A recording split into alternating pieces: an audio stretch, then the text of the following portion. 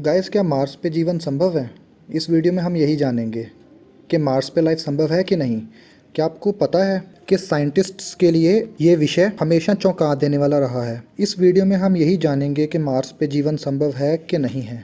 अगर तो जीवन संभव है तो क्यों संभव है, और अगर जीवन संभव नहीं है तो क्यों संभव नहीं है। तो चलिए जानते हैं। गाइस, वीडियो लास्ट तक पूरा देखना, इसमें मैं बहुत सारी इंपॉर्टेंट इन्फॉर्मेशन आपको मार्स के बारे में देने वाला हूँ। पहले हम 4 बड़े कारण डिस्कस कर लेते हैं। मैं ना तो आपका यहाँ पे ज़्यादा सस्पेंस बढ़ाऊंगा और ना ही आपको मैं बोर करूंगा। वो कौन से 4 पैरामीटर्स हैं, चलिए जानते हैं। सबसे पहला पॉइंटर है वाटर ऑन मार्स।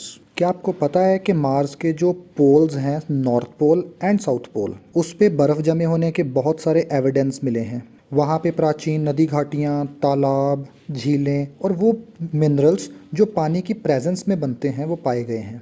नासा के क्यूरियोसिटी और परसेवरेंस रोवर्स ने ये फाइंड आउट किया है कि मार्स के ऊपर कभी ना कभी तो लिक्विड फॉर्म में वाटर एग्जिस्ट करता था।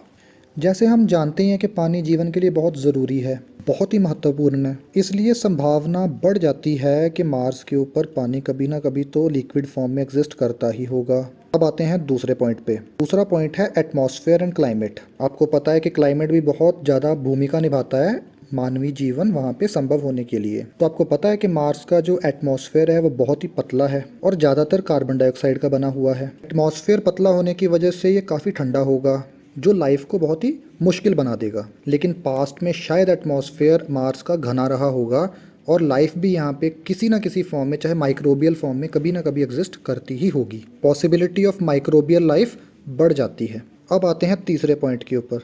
तो तीसरा पॉइंट हमारा है ऑर्गेनिक मॉलिक्यूल्स। अब ये ऑर्गेनिक मॉलिक्यूल्स क्या होते हैं? तो आसान से समझाता हूँ मैं आपको कि ऑर्गेनिक मॉलिक्यूल्स वो होते हैं जिनमें कार्बन प्रेजेंट होता है, जो कि जीवन का आधार है। तो नासा के क्यूरियोसिटी रोवर ने रिसर्च में पाया है कि वहाँ पे बहुत सारे ऐसे मॉलिक्यूल्स हैं जहाँ पे कार्बन काफ़ी मात्रा में मौजूद है, या फिर कह सकते हैं कि ऑर्गेनिक मॉलिक्यूल्स काफ़ी मात्रा में वहाँ पे मौजूद हैं और मौजूद रहे होंगे पास्ट में बहुत ज़्यादा मात्रा में। चलिए जानते हैं चौथा पॉइंट कौन सा है। चौथा पॉइंट है मीथेन मिस्ट्री। क्या आपको पता है कि मार्स के एटमॉस्फेयर में मीथेन काफ़ी क्वांटिटीज़ में पाई गई है, और मीथेन बहुत ज़रूरी होती है एटमॉस्फेयर में। अगर हम बात करें तो लिविंग ऑर्गेनिजम्स की वजह से, हमारी पृथ्वी की अगर बात करें तो मीथेन की क्वांटिटीज़ लिविंग ऑर्गेनिज्म से आती है।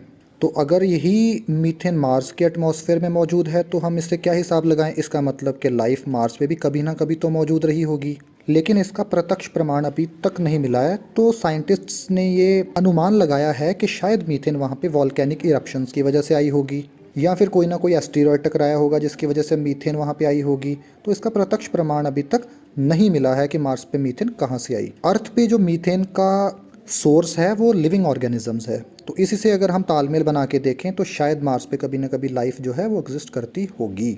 अब सबसे इम्पॉर्टेंट पार्ट पे बात करते हैं मार्स मिशन और फ्यूचर के लिए, कि क्या फ्यूचर में कभी ना कभी मार्स के ऊपर हम जा पाएंगे, कभी ना कभी लाइफ मार्स पे संभव हो पाएगी। करंटली जो नासा का प्रिजर्वेशन रोवर है वो मार्स के ज़िज़ारू क्रेटर पे रिसर्च कर रहा है। अब ये ज़िज़ारू क्रेटर कौन सा है? ये किसी न किसी लेक का पास्ट में तल रहा होगा। तल मतलब लेक बेड, मतलब यहाँ पे कोई ना कोई लेक मौजूद होगी। इसके ऊपर नासा का रोवर रिसर्च कर रहा है कि किसी तरीके से पता लगा सके कि वहाँ पे कोई ना कोई तो लाइफ एग्जिस्ट करती ही होगी। अब नासा के और भी प्लान्स हैं। नासा प्लान कर रहा है कि क्यों ना मार्शियन सरफेस को ड्रिल किया जाए।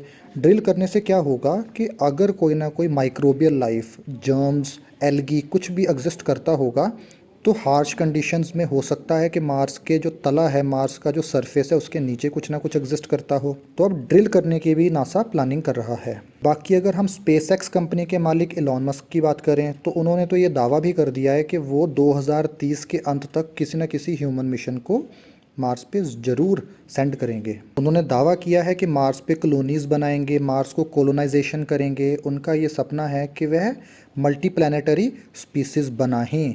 मल्टी प्लानिटरी स्पीसीज़ मतलब जो लोग अर्थ पे भी रहते हों, जो लोग मार्स पे भी रहते हों। जब हमारा दिल करे हम अर्थ पे आ जाएं, जब हमारा दिल करे हम मार्स पे चले जाएं। मस्क ने ये जो टाइमलाइन है वो 2030 तक की दी है। वो 2030 तक ह्यूमंस को भेजने का दावा करते हैं। तो गाइज़, ये थी कुछ रोचक बातें मार्स के बारे में, जो रेड प्लैनेट है। अगर आपने इस वीडियो में कुछ नया सीखा है तो गाइज़ आप चैनल्स को सब्सक्राइब कीजिए। गाइज़ बहुत मेहनत लगती है ये वैल्यूएबल चीज़ें आप तक पहुंचाने के लिए।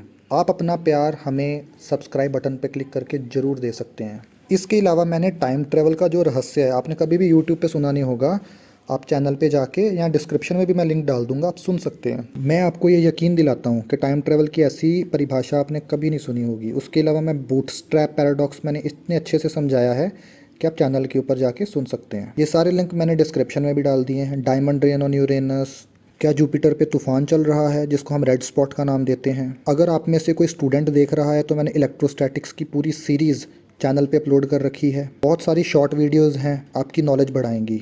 तो प्लीज़ चैनल को लाइक कीजिए, सब्सक्राइब कीजिए। धन्यवाद।